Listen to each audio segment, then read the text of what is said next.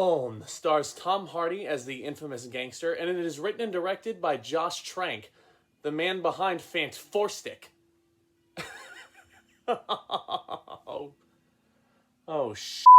All jokes aside, I was actually really looking forward to seeing this film. Tom Hardy is one of my favorite actors working today, and I love mafia films, the Godfather trilogy especially. And although his last film, Fantastic, that is all I will call it, even though that was a complete disaster, I respect Josh Trank as a filmmaker, honestly. I really respect his ideas. So the film follows Al Capone, played by Tom Hardy, in the final year of his life. Capone was basically released from prison because the government deemed him no longer a threat. After his release, the film basically shows his final year of his life along with his family in Florida, and we see his mind start to deteriorate. He starts having visions of his past. His bowels have gone completely out of control. He's essentially the opposite of what we know Al Capone to be.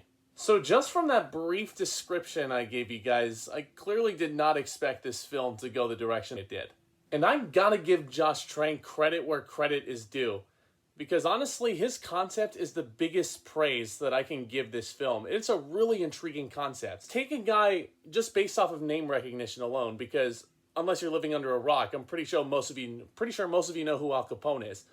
Pretty much take the guy on name recognition alone and put him at the lowest point imaginable in his life. Without spoiling anything, there's literally a point where you trade Capone's cigar for a gigantic carrot. It's a fun concept, and I can really respect him for going the direction that he did. Another thing definitely praiseworthy about this film is the acting. Let's talk about Tom Hardy for a second. This is one of my favorite actors working today, and he really goes for it in this film. And I feel like that's the norm for Tom Hardy. He normally is giving every role he gets everything he has. Water, give me water. Mad Max Fury Road. I like to do a lot of impressions. I'm not that good at them, but, you know, nevertheless. All the actors, I feel like, did a really great job in their roles. Linda Cardellini as Al Capone's wife was stellar in the film. And Matt Dillon also. I haven't seen Matt Dillon in a film in a long time. Dally from The Outsiders. So definitely the most praiseworthy things about this film are Josh Trank's concept and the overall performances from the actors. Which brings me into some of my problems with this film, and that being the characters.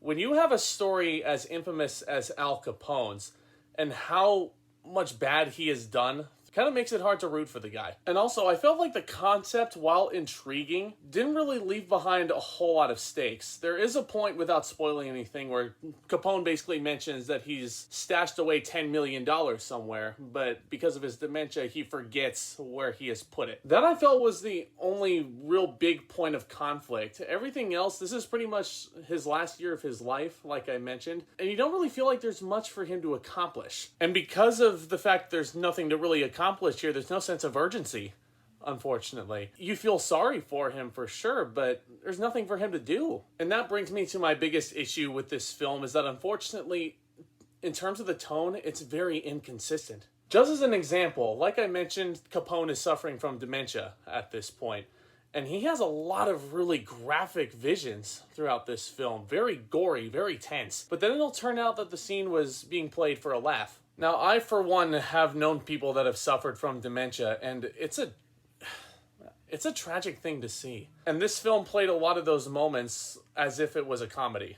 which didn't exactly sit well with me. And to go along with that, you have scenes where Tom Hardy as Capone is cross-dressing, and there's also scenes where he the bed. But the climax then turns into this gigantic gangster movie scene straight out of Scarface. Like, tonally, it just doesn't match up, unfortunately. With all that in mind, I'm going to give Capone a C-.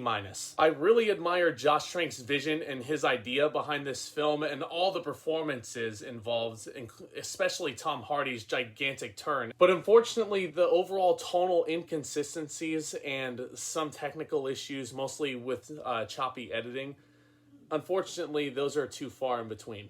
You know what's funny, guys, is I could actually see this film becoming a cult favorite like 5 years down the line, mostly due to Tom Hardy's gigantic performance. But it's on VOD if you want to go ahead and check it out right now. The one thing I'll say is, if you're going into this film expecting a gigantic mafia film like a Goodfellas or a Scarface, for example, you're really going to hate this film.